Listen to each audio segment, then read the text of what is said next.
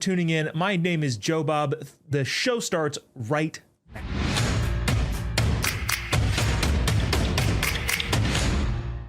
How many times in recent memory have we seen libs complain about conservatives doing a thing, except for the conservatives thought that that thing was off limits, other than the fact that the libs did the thing just a couple years prior? And again, now they're complaining about it. I'll explain all of that. We've got a long history of that sort of thing happening. But I got to tell you, if you want to email the show, tpt@tpusa.com is that email, or leave a comment wherever it is that you are watching. If that email or comment is disgusting, vile, bigoted in nature, there's actually a good chance it'll fit in right here on this show, because that's what we've been called by several lib media outlets. I think I don't need to get into the specifics of it, but they're somewhat hilarious. And so, I figured let's try and make that the standard here. Send those emails as if we actually were the show that the libs portrayed us to be. tpt@tpusa.com is that email address. Also, on a personal, but I guess professional note, we're going to do a bunch of comedy shows. Specifically, we're starting things off March 19th in Anaheim, California at the Grand Theater. Announced that today. Very, very short window of time before that event happens, but going to be announcing a lot of comedy shows coming up here in the near future. But if you happen to live in the Southern California area and would like an evening of non-woke hilarity, March 19th at the Grand Theater in Anaheim is where I will be on the Star Spangled Banter Tour. You can get tickets at any of the social media platform sites, or send us an email if you want a link to tickets if you happen to live in that area. But don't worry, we're also going around the rest of the country. So, libs consistently complain about things that conservatives are doing that they did not all that long ago. But the difference is that 9 times out of 10, actually probably more like 99 times out of 100, the libs are the ones that broke the precedent to begin with. In other words, conservatives are doing a thing that they never would have done, except for the fact that libs did that prior to them doing it, and now are complaining about conservatives doing that. Again, I know it's kind of a little bit complicated to follow all the pieces here, but this comes in the wake of the new proposed alternate programming, and we'll get to some of the irony about that in just a quick second. When President Trump gives his State of the Union address on Tuesday, several House libs and several Senate libs are planning to skip President Trump's upcoming State of the Union address, February 24th, and instead, not only are they skipping it and boycotting it, they're actually getting this idea from another fantastic organization, although it's entirely different. They will be offering counter-protesting, counter-programming, Freudian slip, but also I think that makes sense, counter-programming to the SOTU to protest the president's policies. The major alternative event is going to be called the People's State of the Union, which will be a rally hosted at the National Mall at, I think, 8:30 p.m., with a bunch of lawmakers that say, hey, we really, really, really don't like Trump.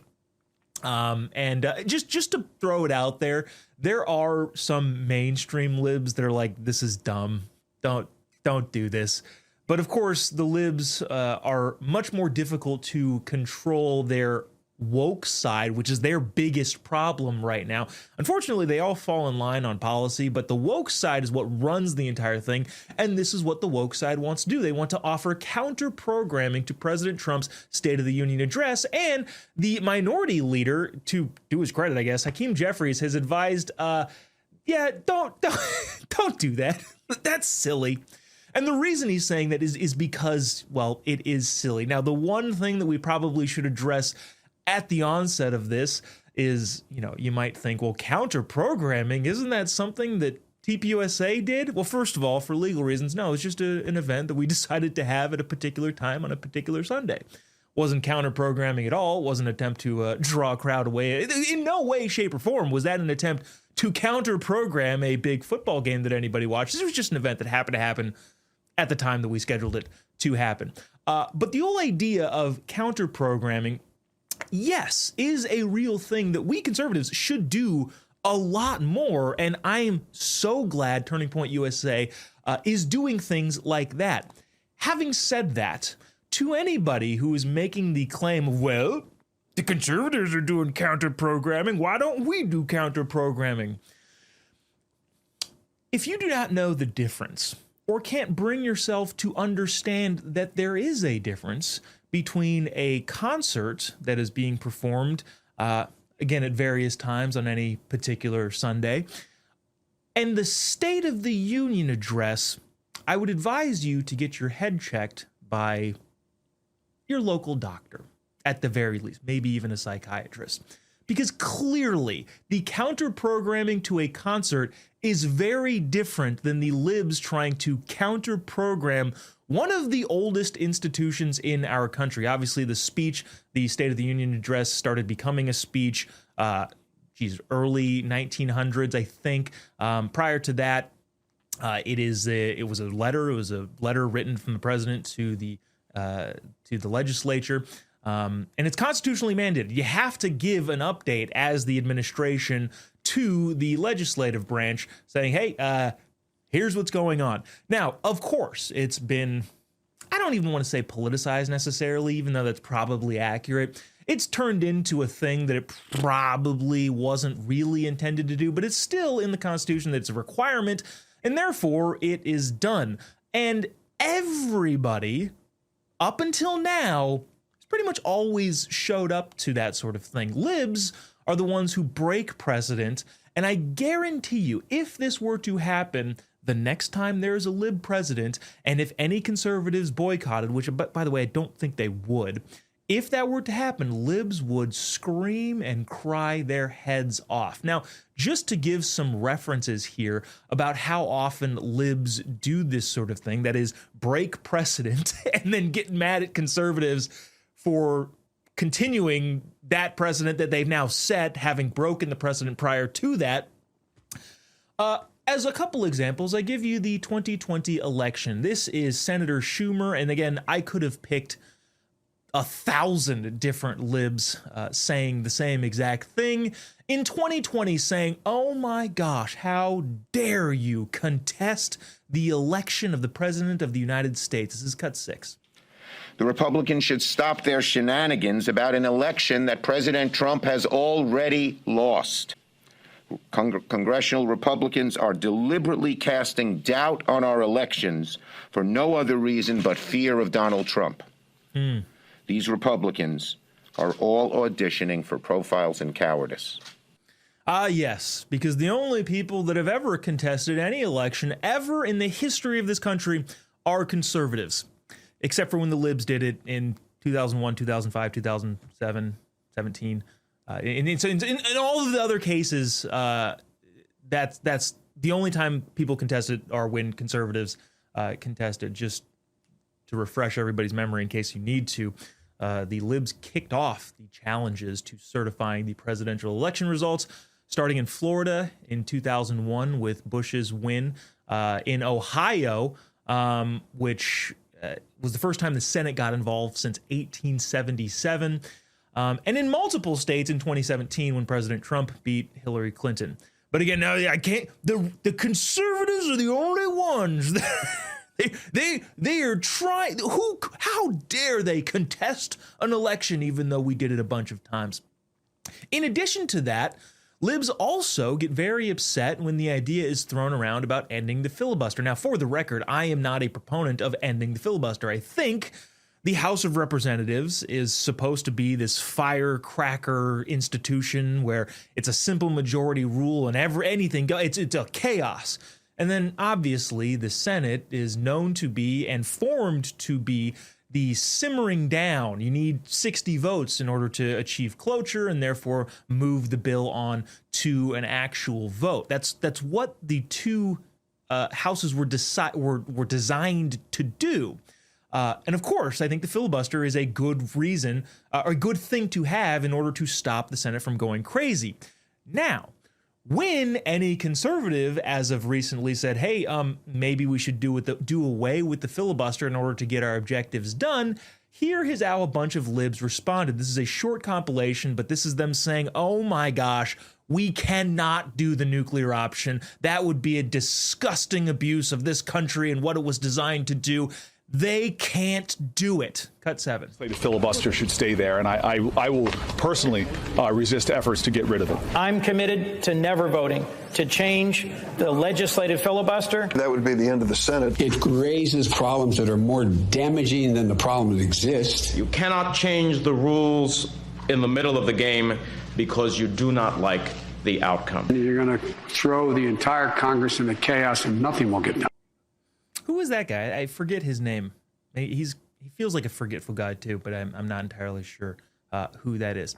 Wow, that is some stern talk from a bunch of libs saying we cannot get rid of the filibuster when it's proposed by conservatives. However, well, where did the precedent get broken where that was even on the table? Oh, it was the libs. In 2013, Harry Reid decided to nuke the 60-vote filibuster for executive and judicial nominees, except for the Supreme Court, dropping it to a simple majority. In other words, getting rid of the filibuster was never even on the table, except for when libs broke that precedent. And now that conservatives are saying, hey, you guys did this thing, even though I don't think that thing should be done, you guys did the thing. What if we considered it? They go, no, absolutely not. That's abhorrent. That's terrible. Also, precedent that libs have broken, inauguration boycotts. Over 50 House libs skipped from Trump's first swearing in, protesting the election's legitimacy, which, by the way, is the only people who do that as conservatives, as evidenced in 2020. There's been a bunch of State of the Union boycotts in 2018, as led by John Lewis, in 2020, led by AOC, coordinated absences for ditching the State of the Union. Now, I would love to play you videos of libs calling out conservatives for doing that, but we just have never done that. We've decided, hey, tradition is important, and even though we may win some, we may lose some. We support the country, and therefore, yeah, we'll attend the inaugurations and the State of the Union addresses. So there's no videos of libs condemning conservatives for doing the very thing that they themselves started, because we just don't do that sort of thing. On top of that, libs have broken precedent about breaking quorum and leaving states. We all remember legislators in Oregon, definitely more widely known in Texas, when they bounced to the most gerrymandered state in the country in order to stop gerrymandering here. As well as pushes for the Supreme Court expansion. That's obviously been a lib thing that has gone on. Now, fortunately, that hasn't happened, but also the last time it was brought up, of course, was also by a lib. FDR in 1937 tried to break precedent there and throw a bunch of his people on the Supreme Court. Thankfully, that failed, and it didn't result in any change. But the only people bringing that sort of thing up nowadays are libs, and if there are any conservatives doing that, it's in direct reaction to the libs threatening to court pack. The last thing is the whole challenging the changing of the rules in the elections, not necessarily challenging the outcomes of the elections, but libs, as we've played a bajillion clips of them talking about the SAVE Act, it's sexist, it's racist, because black women are very stupid and can't get an ID to vote, which of course is absurd, but that's the belief that libs hold. Very, very upset about possibly getting voter ID in place, but that wasn't the same in 2020. Libs during COVID led to expanded mail-in ballots, wanted extended counts, and even sometimes got around state legislatures. So again, they start things and then complain about when conservatives do the same thing, which is broadly the point I'm trying to make here. With libs saying we are going to offer counter programming to President Trump's State of the Union address next week, what they're effectively doing is breaking another precedent, which is the tradition of everybody going to the State of the Union address. Now, there are many presidents that I and you and conservatives alike have not liked, but we still go. And ultimately, what I am effectively saying here is we're the better people.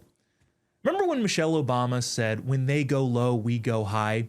That is directly out of that art of war principle that says, accuse your enemy of that which you are doing. Libs always go low, and conservatives, thankfully, for the most part, stay high. At least we try to. And if there's any pushback on, well, okay, we're going to do this, I know this is out of the ordinary, generally speaking, it's probably because the libs tried it beforehand. Libs continually light matches and then scream when there's fire. They continually complain about a deviation from the traditional norms, but they're the ones that did that in the first place. All in all, the new boycott and the counter-programming of the president's State of the Union address is just another iteration of libs breaking with tradition, breaking with the way that things have been done in this country for several decades, since the State of the Union address became a speech. And I can guarantee you, if this were ever the case where conservatives were boycotting a lib president, I don't know, in the 2030s or 2040s, maybe that's the next time they'll win, libs will be like, I can't believe they dared to do that, forgetting the fact that they were the ones that started it, as they almost always are. TBT@TPUSA.com is the email address if you'd like to send along your thoughts, comments, concerns, criticisms. We will be back after the break to discuss the points of, that's actually super interesting, get to the points here, because there's a lot of super interesting things going on around the world. TBT@TPUSA.com is the email address if you'd like to send along any thoughts or want to give any examples of libs starting something and then getting mad when conservatives do the same exact thing. That is the email address, TBT@TPUSA.com. We'll be right back after the break. Don't go away.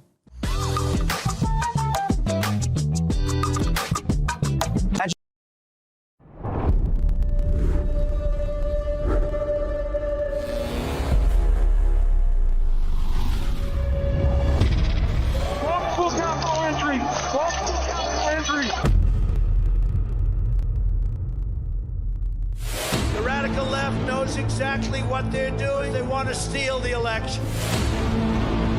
We're going to walk down Pennsylvania Avenue, and we're going to the Capitol. They need to take back our country. Events in Washington have taken a violent and tumultuous turn.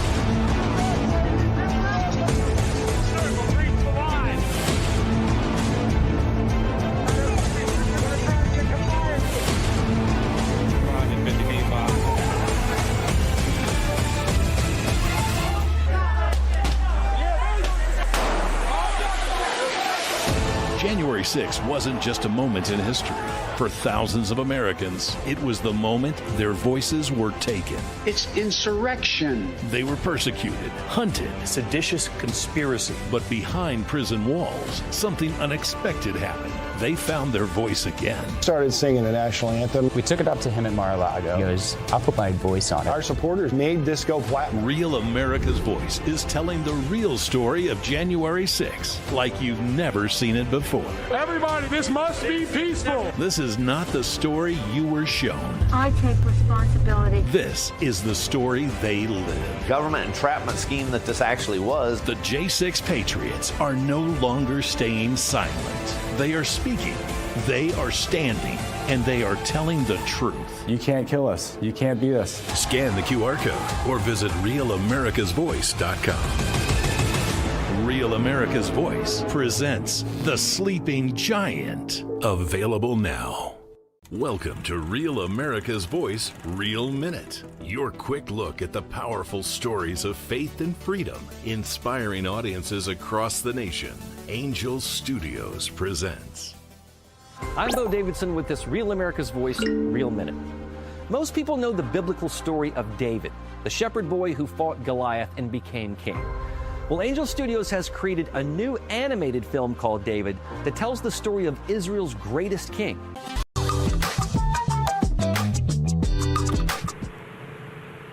My pronouns are they, them, or at least that's what I share with people most often, but for this particular meeting, I will come out fully as saying that my pronouns are she, they, him.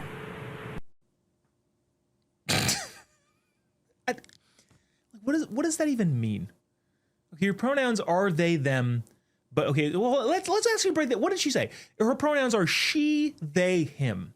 So in theory, there is a scenario that could exist where someone says, oh, they're here, and then another person asks, who? And then they say, she is. And they go, what? Who's that? Oh, that's him. And all of that would be talking about the same person. As confusing as that is, they are here. She is. Who is it? It's him. Okay. I just, at a certain point, do you continue arguing with the unfortunately mentally insane? I don't know how. I don't know. TPT at TPUSA.com. If you've had any other scenarios of she, they, him, I would like some emails, and we'll read those in the mailbag segment, of how you would phrase that if someone actually could be she and also plural, they, multiple people, probably multiple personalities, and also him. Okay. I thought we were past this, but apparently that's still something that is going on. All right, lots of news stories to get to, including some very important ones that not a lot of people are talking about. It is time to get to the point. Get to the point. Get to the point. All right. This is actually super interesting and something that I feel like is going to go under the radar because the only place I saw this was Fox News. U.S. thwarted a near catastrophic. Is it stropic or strophic?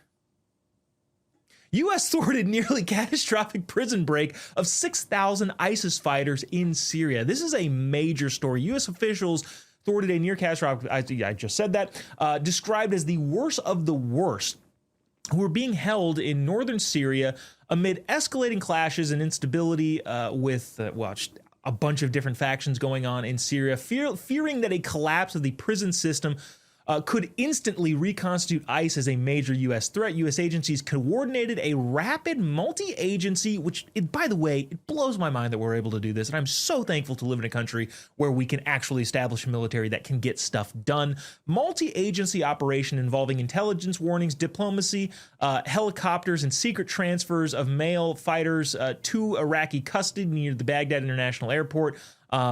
Basically, they shuffled a bunch of things around, moved a bunch of prisoners around so that there wasn't an overwhelming mass of people, of ISIS fighters in this one prison, and effectively stopped a prison break, which is huge. That is, again, one of those things where I'm just dang excited to be an American, and I'm happy that we are able to do that. Other news, which this is a big story that is getting a decent amount of attention, but it's gonna set a lot of precedent in how it ends up going and how it turns out. Mark Zuckerberg testifies for the first time ever on social media and children's mental health. This is a summary from CNN. If you're not hip to this story, Meta CEO, which runs Facebook, Instagram, WhatsApp, and a bunch of other stuff. People got the Meta glasses and all that stuff, which honestly, I kind of want to try it. Kind of seems fun if they want to send me a pair. Mostly just because I want to record my kids without like having my phone out in their face. We try to leave our phones, and this is a random tangent, but we try to leave our phones in in the bedroom pretty much all day, and then there's things that they do that are cute that I want to just touch the glasses. Anyways, if Meta wants to send me a pair of sunglasses, that'd be great. I doubt it though. CEO Mark Zuckerberg testified for the first time in a Los Angeles courtroom on February 18th in a landmark trial where a now 20-year-old woman accuses Instagram and YouTube of intentionally addictive features that harmed her mental health, causing anxiety, depression, and body dysmorphia starting at the age of 9. Now, the broader scope of this is, how does social media addict people to it? Not only kids, even though this is centered around kids, and I do think that's a very, very important demographic that needs to be looked at and needs to be taken care of, but more broadly, what kind of features are in there to make people addicted? And even further than that, what responsibility is it of the individual user to not become addicted to that thing? It's a really difficult question, a really difficult kind of needle to thread, but whatever comes out of this case is going to be really interesting to see if there are any changes made. Now, a bunch of social media platforms, including TikTok, I think, settled before it went to trial, but apparently, Meta and YouTube, or Meta and Google, or Facebook, YouTube, believes that, no, we can prove beyond a reasonable doubt that we do not intentionally try to addict people. Now, they try to keep people on the platform, but where that line is difficult. And how much responsibility falls on the user. It's going to be really interesting to see it play out. I'd love your emails, tpt@tpusa.com.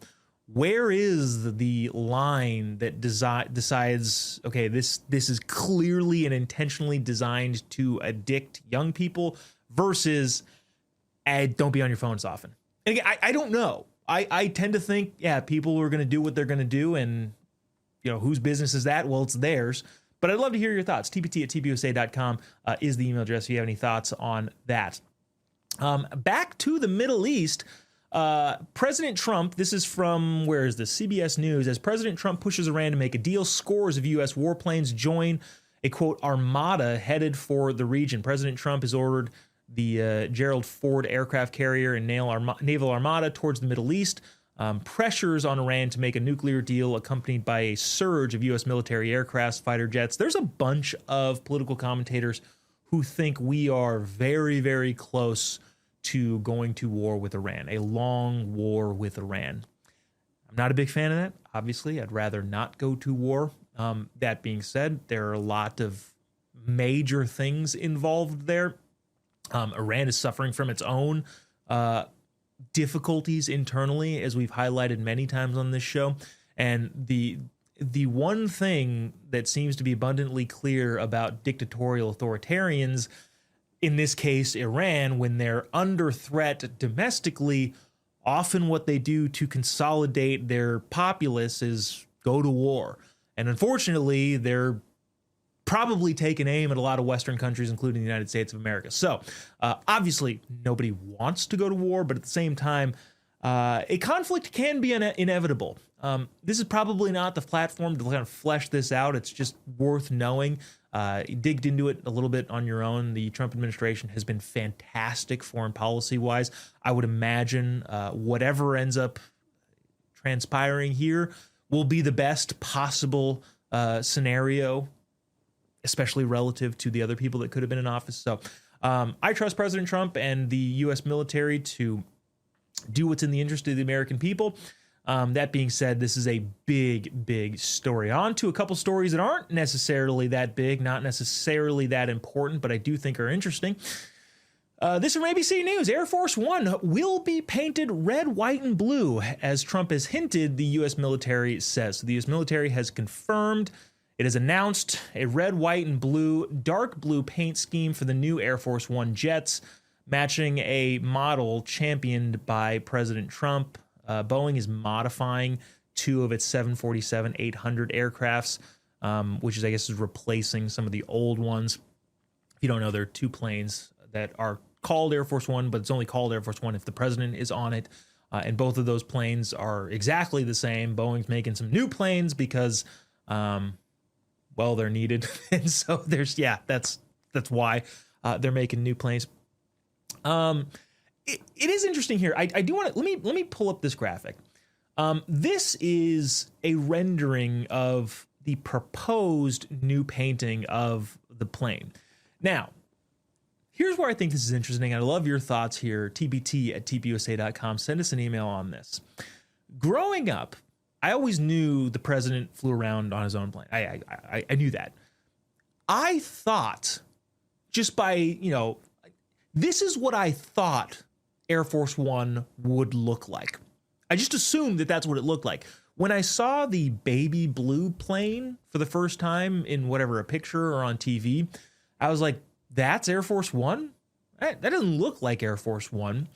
And an interesting thing has happened to me over the last 20 years or so, 25 years of seeing that baby blue plane and thinking it should have been this, to now getting used to the baby blue plane and thinking, I just don't really like change. I like this plane. This is what I thought the plane initially should look like. This looks and feels more like what the president of the United States should be traveling around in, not the baby blue thing, which is not really even in our color palette as a country. Having said that, I've now gotten used to the baby blue one, and this, to me, even though it's something that I thought should be from the beginning, I don't want to say it looks odd, but it just, I don't know. I don't like change. Maybe that's why I'm a conservative. I'm not a big fan of change. But anyways, this is what a potential rendering of what this is going to look like. The military has said that, yes, this will take place. Let us know, tpusa.com, if you agree with this, if you think it's a good color change, if your thoughts are kind of somewhere near mine where it's like, well, I don't particularly care, and I do think the other one looks more presidential. I'm just used to the old one. That's kind of where I fall. Last, and this is completely irrelevant, but I do think kind of interesting, from the California Post, thousands of red swimsuit wearing hopefuls turn out to a Baywatch casting call. Apparently Fox is rebooting Baywatch for some reason, and they put out a casting call. So anybody who wanted to be in Baywatch gets to come to this casting call. There were about 2,000 people that showed up. There was 20 different simultaneous audition rooms. And the series, which is run by Matt Nix, by the way, he's done was he the Lost guy? I think he might have been. He also might not be. But set to premiere 2026, 2027 season, the reboot, so happening possibly later this year. I've said this about many different types of folks. If you have the time to stop what you're doing or take time away from work to throw on a red bathing suit in February and go to a Baywatch casting call, is there any feasible way that I can purchase some of your time? Because I don't have time to, get a quick 30-minute run-in most days, let alone drop everything I'm doing, go to LA in February wearing a bathing suit, spend hours on my day sitting there at a casting call for a show I'm not going to get cast in. It's just a waste of time. And maybe that's why I brought this.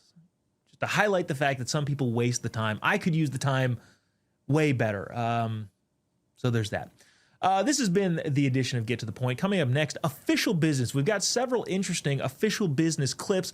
Official business, obviously, is where we discuss the official business being conducted on the behalf of the American people. TBT@tpusa.com if you have any emails, thoughts, comments, concerns, criticisms about the show, about my appearance, about the stories that we cover, or something that we need to be getting to. That is where you email tpt@tpusa.com. We will be right back after the break. Don't go away.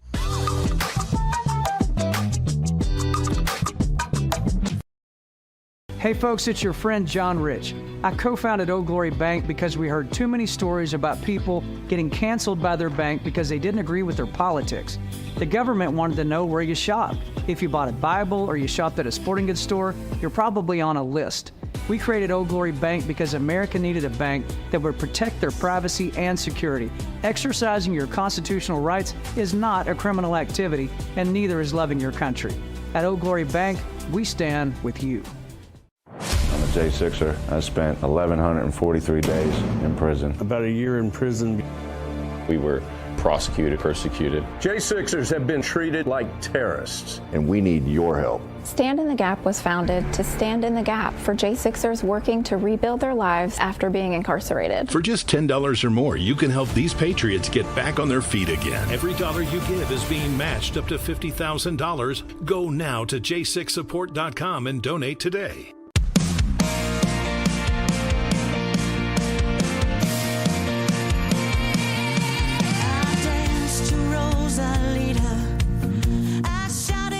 From powerhouse vocalist Natasha Owens, known for standout singles like Trump One and Somali Waltz, comes her brand new release, The Boss, released on Real America's Music. This is the direct response to Bruce Springsteen's recent release, The Streets of Minneapolis, while Springsteen once branded himself as a voice of the working class. The same diets as white women, we lose less weight and we lose it slower, even when we're following the diet, than our white women counterparts. It's literally that the racism that you're experiencing and the struggle to make ends meet actually means the diet don't work for you the same. Okay, so food is racist now also. Diets are racist. You know what I think is interesting about this is here's a hot take. I actually understand where she's coming from. She's wrong, but I get it. What she's saying is that it's really not a race thing. It's a social class thing. What she's saying is it's harder for poor people to lose weight because of all of the external stresses that we have, and it's therefore difficult because we stress eat more, even though we're dieting, and the hormones. Okay, again, wrong, but I understand it. Now, why it has to be a racial thing, I never have any idea. Generally, all of these things happen to be poor person mentality versus, the belief that you can achieve things, and the external factors around you are just things that you have to deal with, regardless of whether or not you want to. And if you have an attitude that says, well, I'm going to be positive about the situation and continue my life forward, generally things work out better. They just do, especially when your perspective is correct. But at the end of the day, yeah, the idea that food is racist is, I won't get into that. You can also make the argument that that's just factually not true. You don't have enough money. Go buy the cheapest food possible, which is at the grocery store, which generally speaking would be healthier for you. Just a thought. Just a thought. All right, this is my favorite part of the day. This is my where we get to go around the political, legislative, bureaucratic universe and discuss what is now known as official business.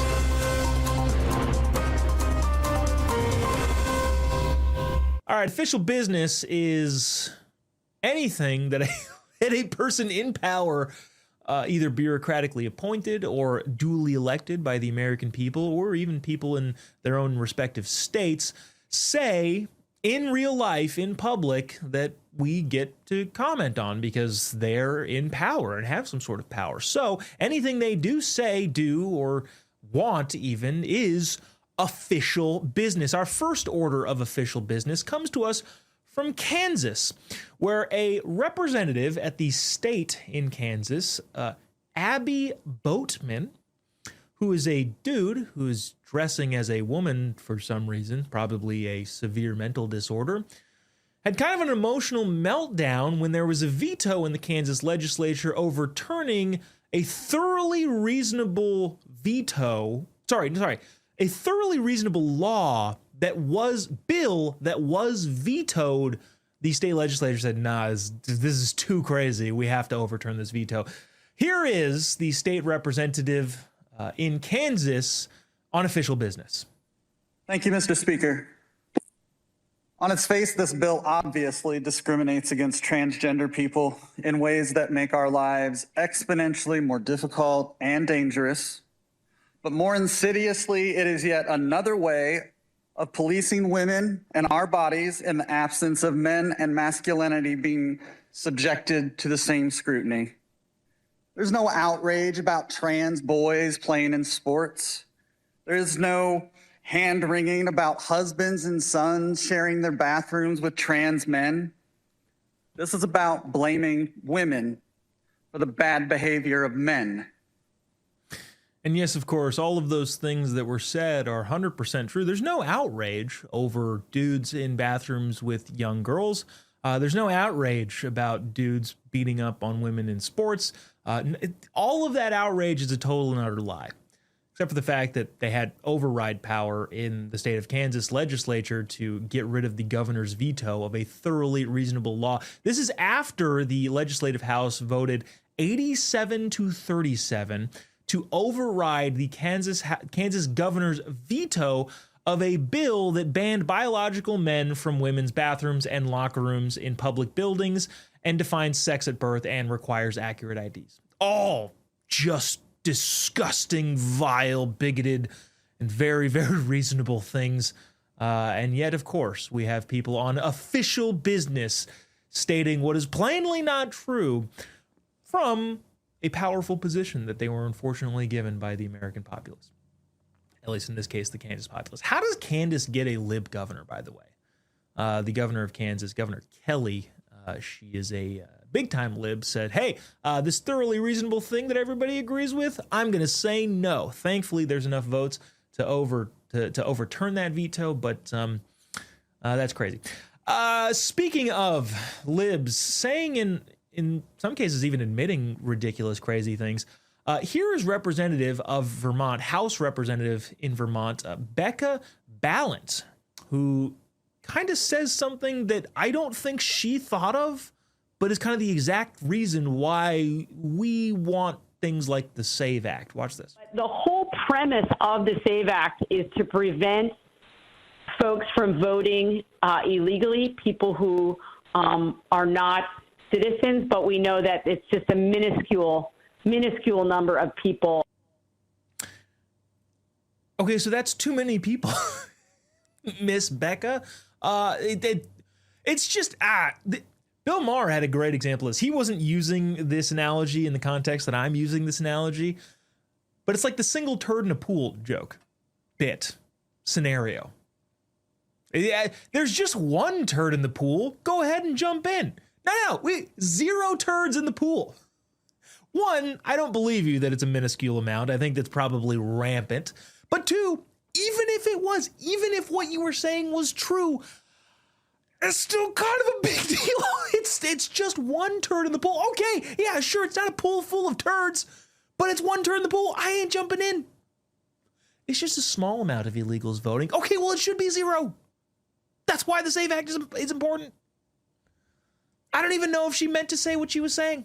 Maybe she did. Maybe she has no idea of what's going on. But speaking of the SAVE Act, I thought this was actually interesting, kind of in a counterpoint to that. This is Senator Cruz, interestingly enough, pointing out some of the insane hypocrisy and irony going around regarding voter ID. Watch this. You need an ID to drive a car. Yeah. You need an ID to buy a beer at a bar. You need an ID to get on an airplane. You need an ID to get married. You need an ID to watch an R-rated movie. And here's the kicker. You know what you need an ID to do? To go to the Democratic National Convention. Yeah. In fact, one of my colleagues, John Ossoff, the very liberal Democrat from Georgia, he had a big rally standing up saying photo ID is racist, it is terrible. You needed know what you needed to go to John Ossoff's rally? A photo ID. Exactly. You also, you know what you need to, and this is actually really interesting. I forget who the representative that posted this was. Do you know what you need to vote in the House of Representatives? And I also think in the Senate too. You need a freaking ID. So yeah, it's racist for you to have an ID to vote wherever it is that you live, but it's not racist in the halls of Congress where you need an ID to cast a vote on the behalf of the American people that put you in that seat. Hilarious. To wrap up official business, some people may think this is hokey. Some people may think this is jokey. But I think this is a very, very serious. I'm not laughing. I think this is a very serious and pertinent and important declaration made by President Trump regarding his own sexuality. I teased this at the beginning of the show. Here it is. This is President Trump issuing a declarative and decisive stance on his own sexuality. Gotta love it. It's always nice to be young and handsome. Doesn't mean we have to like you. I don't like young, handsome men. Women, I like. Men, no, I don't have any interest. Good. That's right. That's right. Thank you very much. You're doing a great job. There you have it. President Trump does not particularly enjoy the company of young men. He says he likes women. As is something we all thought and knew, but I'm glad that it's now being officially declared in official business. Very important. Thank you, President Trump, for clarifying something that probably didn't need any clarity, but I appreciate him doing so anyways. We'll be right back after the break to discuss the Thursday tribunal, where I act as the justice and the jury, the judge, and executioner, if necessary, if the judge, who is also myself, deems it necessary. An executioner is obviously in order. But that will be after the break. tpt@tpusa.com is the email address. We'll be right back. Don't go away.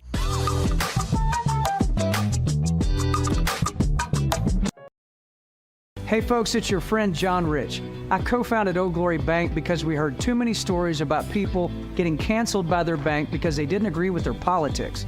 The government wanted to know where you shop. If you bought a Bible or you shopped at a sporting goods store, you're probably on a list.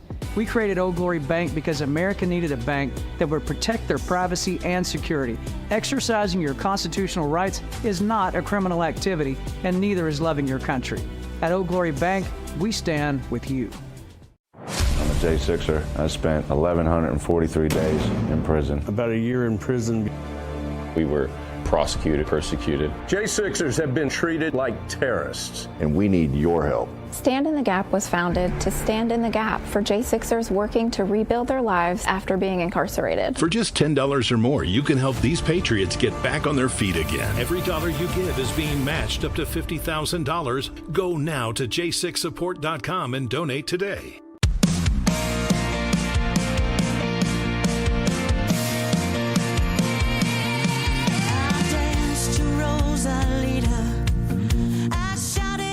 From powerhouse vocalist Natasha Owens, known for standout singles like Trump One and Somali Waltz, comes her brand new release, The Boss, released on Real America's Music. This is the direct response to Bruce Springsteen's recent release, The Streets of Minneapolis. While Springsteen once branded himself as a voice of the working class, The Boss gives a voice to everyday Americans and reminds listeners who truly shapes the future. The Real America's Voice audience has the power to move charts and shake the industry. Download it right now. Scan the QR code or search The Boss on iTunes. Push it up the charts. Make them notice.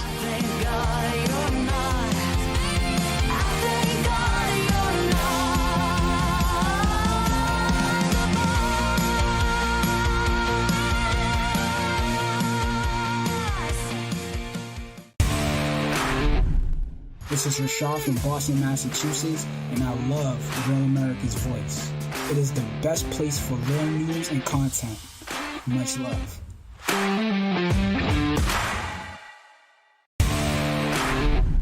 Hi, I'm Bridgie. And why do I love Rob? Well, even out here in the cornfields of Iowa, I still need news I can depend on.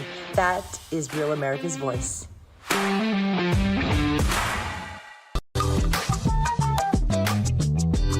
All right, Kevin, a quick last word. Oh, wow. Which I'm not sure. My last word is, you're all nuts. Like, that's just... Oh, my God. Thank you, Kevin. That's guys, am I in on that? Okay. Look, we got to keep it together here, okay? Honestly. I mean, there's a way to talk about these things. If you don't have anything to say, just say that, and I won't come to you next time. You know, all right. I just said something very important. That's Kevin O'Leary, Canadian, by the way, saying... Yeah, at the end of the day, you guys are all just nuts. Like, how do you rationalize with somebody who's outside of their mind? I don't know. And he basically said it on air. Like, yeah, you guys are freaking crazy people. Also, too, there's the element, and this is the thing that we've tried to discuss on the show so many times. Is it crazy or is it evil? Do they actually believe the things that they're saying? And in this case, this CNN panel, do whatever these libs said to trigger Kevin O'Leary to go, you guys are nuts. Do they actually believe what they said, or are they just pandering to their audience? And which one is worse? I actually don't know. So there's that. It is Thursday, and therefore every Thursday, as we've done now for the last 1 Thursdays, is Justice Thursday. It is the Thursday Tribunal. Thursday Tribunal. Justice Thursday. That is aggressive, but also necessary. On this edition of Thursday Tribunal, or Justice Thursday, I feel like I like Justice Thursday more.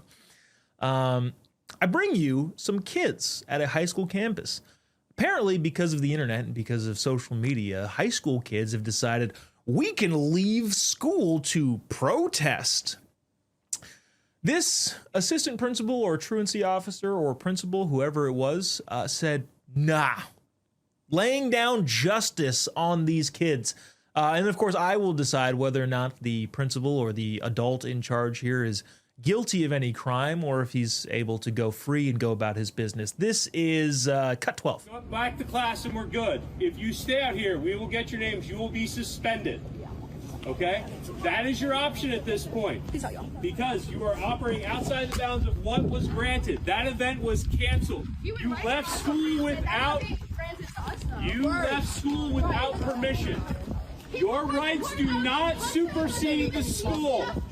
So if you understand that, that is your option. If you wish to return, Dr. Damiani will let you in that door over there. If not, I will be getting your names. You will be suspended, okay? Those are your options. What are we doing? All right? Your rights do not exceed that of the school.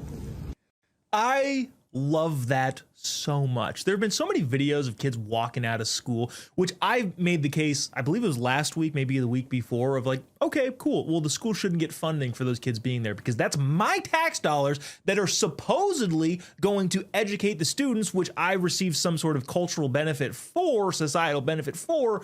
But if they're not going to be in class to provide me with that societal benefit, I don't want my tax dollars going to that school. Now, that is the case that you could be making from a financial incentive structure. But this assistant principal, I think, at this school does otherwise. I love it. The principal or the adult in charge saying that kids will be suspended if they leave campus will not face any charges here on Justice Thursday. He's free to go. The court in session does not, well, I guess we can't find him not guilty because there were no charges brought. He was never indicted to begin with. I got to figure out how my legal system here on Justice Thursday works entirely. Very quickly, I want to play this last clip. This is one that I will be issuing my own judgment on Ed O'Keefe, who is a correspondent for CBS News, who asked Caroline Leavitt one of the most hilarious questions I think I've ever seen in a White House press briefing, to which many people in the press briefing laughed because of the stupidity of it. I will be passing judgment on Ed O'Keefe after you watch the evidence and the footage that you're about to see. Cut 13. In his statement about Jesse Jackson, the president said, despite the fact that I'm falsely and consistently called a racist by the scoundrels and lunatics on the radical left, Democrats all, it was always my pleasure to help Jesse along the way. Where or when does the president believe he's been falsely called racist? You're kidding, right? I will pull you plethora of examples. I'm going to get my team in that room to start going through the internet of radical Democrats throughout the years, Ed, who have accused this president falsely of being a racist. And I'm sure there's many people in this room and on network television across the country who have accused him of the same. In fact, I know that because I've seen it with my own eyes. When, in fact, has anybody called the president a racist? Oh, yeah, totally. That's something that's never happened before, even though past the president, it permeates to people like you and me. I get called racist by white people. Like, how? Okay, but sure, yeah, that's just not happening. The prosecution in this case fully indicts and is bringing charges against Ed O'Keefe in this Justice Thursday. The charges are radical and extreme stupidity, a crime by which is punishable by exile from this country. And I also, as the jury, find him guilty of this crime, and as the judge, I sentence him to be exiled from the United States of America in perpetuity, probably forever. I rest my case, and I also rule on that case, and I've issued the punishment that is thoroughly reasonable. I don't think this bashes against the Eighth Amendment. I think this is not cruel and unusual punishment at all. Exile seems appropriate for that level of stupidity. That has been Justice Thursday. Email us, tpt@tpusa.com, if you have any thoughts, comments, concerns, or criticisms. We will get to some of those emails. And remember, they have to be vile and bigoted and nasty in all nature and just disgusting to be able to even have a shot of being read here on this show. We'll be right back after the break. tpt@tpusa.com. Don't go away.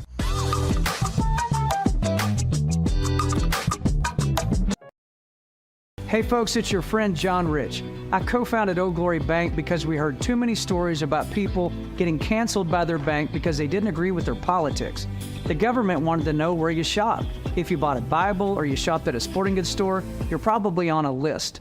We created Old Glory Bank because America needed a bank that would protect their privacy and security. Exercising your constitutional rights is not a criminal activity, and neither is loving your country. At Old Glory Bank, we stand with you. I'm a J6er. I spent 1,143 days in prison. About a year in prison. We were prosecuted, persecuted. J6ers have been treated like terrorists. And we need your help. Stand in the Gap was founded to stand in the gap for J6ers working to rebuild their lives after being incarcerated. For just $10 or more, you can help these patriots get back on their feet again. Every dollar you give is being matched up to $50,000. Go now to j6support.com and donate today.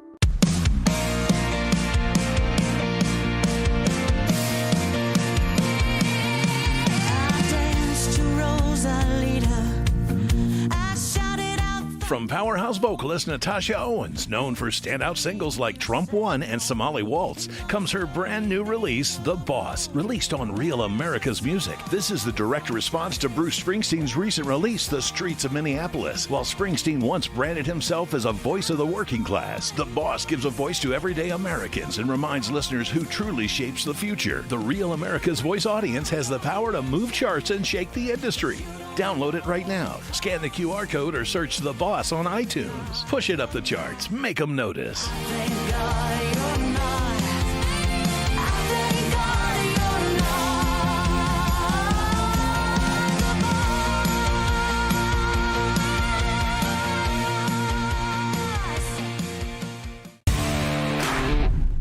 This is Rashad from Boston, Massachusetts, and I love Real America's Voice. It is the best place for real news and content. Much love.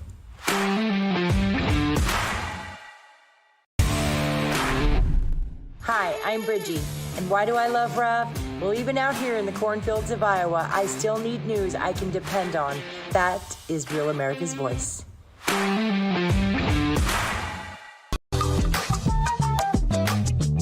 This is so toxic, but this is how you make a man fall in love with you. Open up Instagram and scroll until you find the most unhinged and inappropriate reel. Take that reel and send it to him. He's gonna think you're so hot, just trust me. That's probably true. You know, it's hard for me to comment fully on this as a guy who's been out of the dating field for 15 years. But I have to believe that that's a true thing. And the evidence I have for that is when my wife sends me the most unhinged reels, I think, man, that woman is sexy. I like her so much more every day. I don't know if that's a good thing or a bad thing. That just probably is reality. And, you know, hey, since we operate within the bounds of human nature, then it's probably worth knowing at the very least, regardless if it's applied and put into practice. Let's get to some of your emails here. Mailbag, tpt@tpusa.com is the email address if you'd like to send your thoughts, comments, concerns, criticisms. Joe, first-time email, I believe, is fully understanding of what we mean to say when vile, disgusting, bigoted. I can, in fact, read this email. He says, you meanie poo-poo heads, bunch of blankety blankers. He says, unfortunately, I can't swear, but hopefully this was vile enough to get your attention. It did. Thank you so much, Joe. He says, as an independent who gets his news only from your show and the ones before and after, wow, that's something. I don't even know if I agree with that. At least, okay, the shows opposite me, that makes sense. But if you get your news solely from this show, actually, yeah, I totally agree. This is the only place you should get your news. So I appreciate that, Joe. He says, my only complaint is the bumper music is so good and it cuts off right before the killer bass line. He's a retired teacher and a proud American. Thank you, Joe, for the email. Really appreciate it. On the topic of the pronunciation of Zamdanny, Ma'am Danny, we've got Zoolander, Scram Danny, Moron Zamboni. We've got Moron Mom Donkey, Zoran Damn Dummy. I like Damn Dummy. Haven't heard that one before, but that one makes a lot of sense. Emails, tpt@tpusa.com. We will be right back. We will see you tomorrow. Same time, same place. God bless America.